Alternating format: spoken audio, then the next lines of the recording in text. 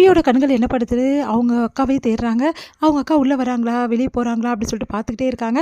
பார்த்தா வந்து கரெக்ட்டா வந்து அனு வெளிய வந்துடுறாங்க. பார்த்தோன்னே சந்தோஷம் தாங்கவே முடியல. அனு வந்து அப்படியே கண்களாலே பேசுறாங்க. இவங்களும் கண்களாலே பேசுறாங்க. அடுத்து வந்து அனு உள்ள போறாங்க. அப்ப கரெக்ட்டா வந்து அங்க இருக்காரு நம்ம வந்து ராகவ். ராகவ பார்த்துட்டு வந்து கண்ண மூடிக்கிட்டே வந்து அனுக்கு வந்து அப்படியே கிஸ் பண்ற மாரி வந்து பிளைன் கிஸ் குடுக்குறாங்க. உடனே வந்து ராகவ் வந்து தனக்கு தான் குடுக்குறாங்க அப்படின்னு சொல்லிட்டு அப்படியே பார்க்குறாரு. ஐய்யய்யோ! இவர் பார்க்குறாரே! அக்கா வேற போயிட்டாளே! இவருக்கு நெனச்சுப்பாரோ! அப்படின்னு சொல்லிட்டு ஐய்யய்யோ! சாரி அப்படின்னு சொல்லிட்டு ஓடி போயிடுறாங்க. உடனே ராகவ் அந்த கியூட் மூமெண்ட்ட பயங்கரமா சிரிக்கிறாரு, சந்தோஷப்படுறாரு.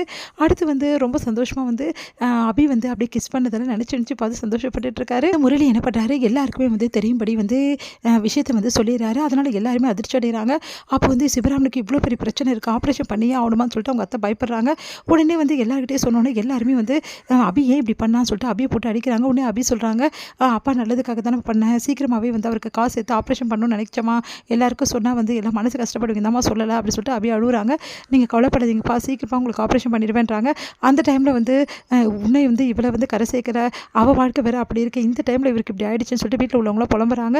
அப்போ அவங்க அத்தை வந்து அவளுக்கு கல்யாணம் பண்ணிடலாம் அப்படிதான் நல்லது அப்படின்னோடனே, மாப்பிள்ளைக்கு எங்கே போகிறது, இப்போ புதுசாக யாரை பார்க்க முடியும் அப்படின்னோடனே உடனே வந்து அவங்க அத்தை சொல்கிறாங்க, மாப்பிள்ளை எதுக்கு போகணும், நம்ம வந்து முரளி தம்பி தான் இருக்குல்ல, அவருக்கே கல்யாணம் பண்ணி கொடுத்துருவோம், அவரும் ஆசைப்படுறாரு அபியா அப்படின்னு அதிர்ச்சி அடைகிறார் சிவராமன். உடனே வந்து பார்க்குறாரு. அப்போ அபி வந்து நான் ஒத்துக்க மாட்டேன் கல்யாணத்துக்கு, அப்பாவுக்கு நானே தான் ஆப்ரேஷன் பண்ணணுன்றாங்க. அதெல்லாம் கிடையாது, நீ கல்யாணத்துக்கு வந்து ஒத்துக்கலைன்னா நான் ஆப்ரேஷன் பண்ணிக்க மாட்டேன்னு அவங்க அப்பா சொல்லிடுறாரு. அதனால வேறு வழி இல்லாமல் அபியும் ஒத்துக்கிறாங்க. அடுத்து வந்து முரளி ரொம்ப சந்தோஷப்படுறாரு, நம்ம போட்ட பிளான் வந்து சக்ஸஸ் ஆகிடுச்சுன்னு சொல்லிட்டு.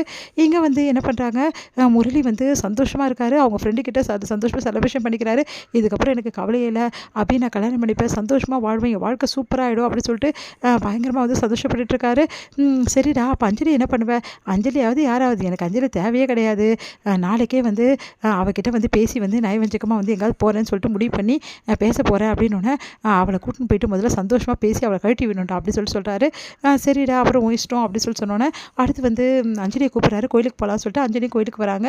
அங்கே வந்து குங்குமத்தை வச்சு அஞ்சலிக்கு என் வாழ்க்கையில் கிடைச்ச பெரிய பொக்கிஷோ அப்படி சொல்லிட்டு அப்படியே வந்து காதல் வசனமாக பேசிட்டு இருக்காரு. இது எல்லாத்தையுமே வந்து சிவராமன் வந்து பார்த்துட்றாரு. கோயிலில் பார்த்துட்டு அதிர்ச்சி அடைகிறாரு.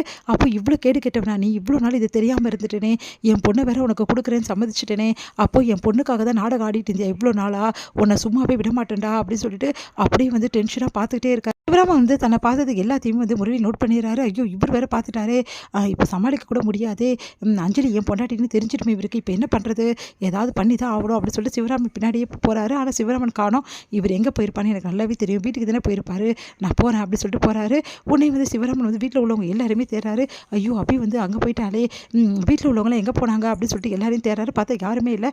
சே, என்ன எப்படி நடந்துச்சுன்னு சொல்லிட்டு பார்க்குறாரு. பார்த்தா அங்கே வந்து சேர் மேலே கால் போட்டு கால் வந்து உட்காந்துருக்காரு.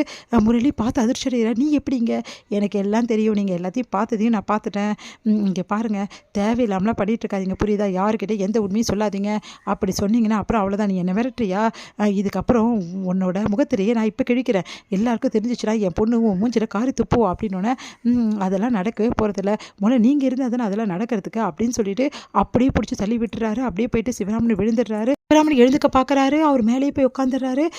வந்து முரளி, எவ்வளோ தைரியம் தான் நீ வந்து எல்லாருக்கிட்டையும் சொல்ல பார்ப்ப, என் அபி தான் எனக்கு உலகம் புரியுதா, அவளுக்காக நான் எது வேணாலும் செய்வேன், நீ நல்ல மாமனார் இருந்தீங்கன்னா என்ன பண்ணியிருக்கணும், அபிக்கு எனக்கு கல்யாணம் பண்ணி வச்சு ஒதுங்கியிருக்கணும், நீங்கள் பாரு தேவையில்லாமலாம் பண்ணக்கூடாது புரியுதா, இப்போ நீ உனக்கு உண்மை தெரிஞ்சு போச்சு, இதுக்கப்புறம் நீ உயிரோடவே இருக்கக்கூடாது அப்படின்னு சொல்கிறாரு. அது கேட்டு அதிர்ச்சியோட சிவராமன்